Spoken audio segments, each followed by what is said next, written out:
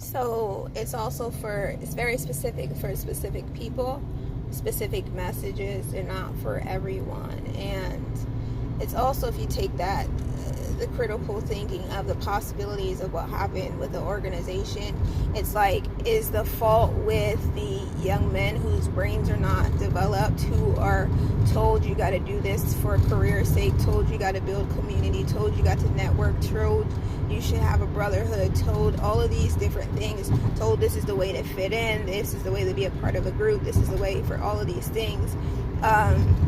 Is it with them, or is it with the ones who are older and elders and have an understanding, or have not prepared and saying, hey, these are things that are illegal or not, and these are to be tolerated, not tolerated, and there is law as a consequence for that, or for illegal and criminal activity, or saying, hey, there's also fight or flight mode, and there's also shock mode that people go into. So we learn about safety, we learn about emergency responses, learn about situations, learn about, yes, the importance of having emergency response when there is an emergency situation going on. There's just plenty of things that can be done, but the choice is to disregard those, and knowing the impact is, okay, then we're going to take on this, or somebody's going to take these secrets to the grave. Like, no, is that for me as a believer, and for me as someone the Father is instructing, and like, believe what my son says and do what my son says, and because he did what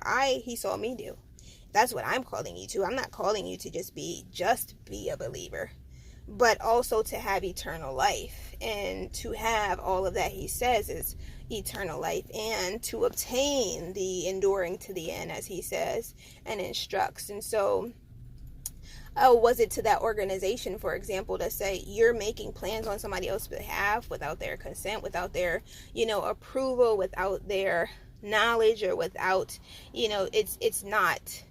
that's not biblically righteous.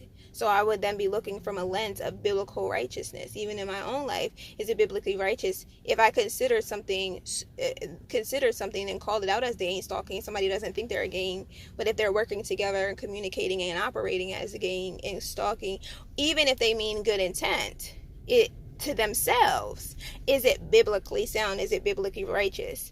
If the Ruach reveals something to me, and then I share it with that individual, it's like, I'm not withholding anything. I'm not keeping anything hidden from you.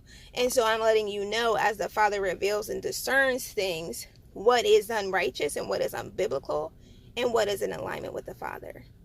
And so there's a difference between alignment with the Father